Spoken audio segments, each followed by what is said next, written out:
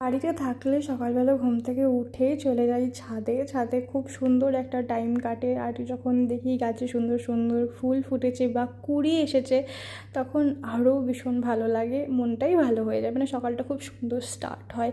তো সেই জন্যই ছাদে চলে গেছিলাম, গাছের একটু যত্নার্থী নিয়ে। তারপর এসে বানাচ্ছিলাম ব্রেকফাস্ট। আমি প্রথমে ভেবেছিলাম একটু পোচ বানাবো, তবে কাঁচা ডিম আমার খুব একটা ভালো লাগে না, তাই জন্য আমি এরকম স্যান্ডউইচ টাইপের বানিয়ে নিয়েছি। তারপর এখানে করছি দুপুরের খাবারের প্রিপারেশন। আর অনেক দিন পর আমি মাটন রান্না করছি। মাটনের লাল ঝোল তো আমাদের সবারই খুব পছন্দ, তবে আজকে একটু অন্যরকমভাবে মাটনের হোয়াইট গ্রেভিতে কোরমা বানিয়েছিলাম। আর ট্রাস্ট মি, ভীষণই টেস্টি ছিল। আর আমার তো রান্না করতে ভীষণ ভালো লাগে। তো এই ছিল দুপুরের লাঞ্চ, ছিল মাটন, রায়তা, ফ্রাইড রাইস।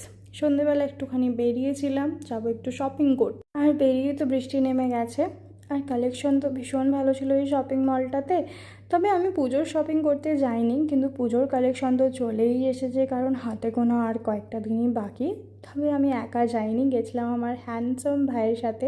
অনেকদিন পর ওর সাথে বেরিয়েছিলাম, তো ওর ফেভারিট ক্যাফেতে নিয়ে গেছিলাম, একটুখানি সময় কাটাবো। এখানকার খাবার দাবারও আমাদের খুব প্রিয়। কোল্ড কফির মানটা মনে হলো একটু কমেছে, তবে ফিশ ফ্রাইটা অসাধারণ ছিল, কাটলেটটা অসাধারণ ছিল। তো একটু খাওয়া দাওয়া করে গল্পগুজব করে আরও কিছু জিনিসপত্র নেওয়ার ছিল গিফটের জন্য, তো সেগুলো নিয়ে পর চলে গেছিলাম আইসক্রিম কিনতে। আমার মা আইসক্রিম খেতে ভীষণ ভালোবাসে, তার জন্য একটুখানি আইসক্রিম নিয়ে তারপর এবার যাবো বাড়ি। খুব সুন্দর একটা সন্ধে কাটালো।